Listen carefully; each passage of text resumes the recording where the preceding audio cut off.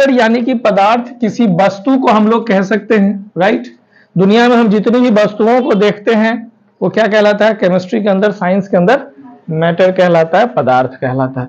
पदार्थ के अंदर बहुत सारी विशेषताएं होती हैं। सबसे बड़ी विशेषता ये होती है कि इसमें मास होता है, यानी हिंदी में बोले तो द्रव्यमान होता है, द्रव्यमान, ये किसकी बड़ी विशेषता है, मास होता है। दूसरा है ये स्पेस ऑक्युपाई करता है, जगह घेरता है, स्थान लेता है, यानी कि ये स्थान भी लेता है।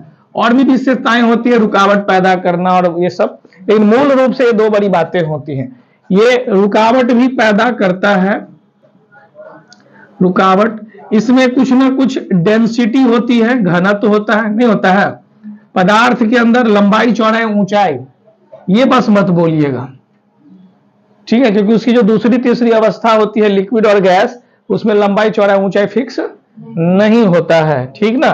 तो ये मुख्य रूप से अगर आप बोलेंगे साइंस के अंदर, तो पदार्थ की जो है ना दो प्रमुख विशेषताएं हैं, जो मास और स्पेस, ठीक। अब अगर आपसे हम पूछें गैस जो होती है, हवा जो होती है, एयर जो होता है, क्या ये एक पदार्थ है, हाँ या ना? जवाब है हाँ, हवा भी एक पदार्थ है। बैलून के अंदर आप भर दीजिए हवा, नहीं हो गया, जगह तो उसने लिया। हवा भी एक प्रकार का पदार्थ होता है, जवाब है हाँ। पदार्थ की अवस्थाएं होती हैं, पदार्थ की कितनी अवस्थाएं होती हैं? 3 तो हम लोग बचपन में पढ़ते हैं, लेकिन उससे आगे बढ़िए, 3 से आगे बढ़ेंगे तो पदार्थ की कुल मिलाकर के 5 अवस्थाएं होती हैं, लिख लीजिएगा।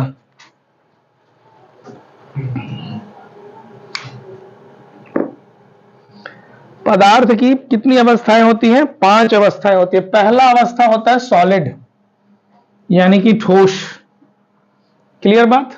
पहली अवस्था को सॉलिड बोलते हैं, ठोस बोलते हैं। दूसरी अवस्था आपको पता ही होगा, लिक्विड, यानी कि द्रव्य। तीसरी अवस्था भी आपको पता होगा, गैस, यानी कि गैस को हिंदी में गैस ही बोलेंगे ना। 3 अवस्थाएं तो आपको पता है। एक चौथी अवस्था जिसका नाम है प्लाज्मा, ठीक है, प्लाज्मा होती है एक चौथी अवस्था।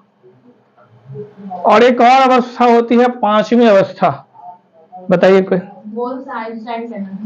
लिख लीजिए, उसको हम बोर्ड पे लिख देते हैं। 5वीं अवस्था जो होती है, जिसको अंग्रेजी में लिखा गया है बोस। अच्छा, बोस नाम से कुछ लग रहा है कि ये भारतीय नाम है? अच्छा हाँ, ये जो सुभाष चंद्र बोस बोले वो सॉलिड था। हमको लग रहा था कि ऐसा कुछ आना चाहिए। सुभाष चंद्र बोस, बोस, और इनके साथ एक विदेशी नाम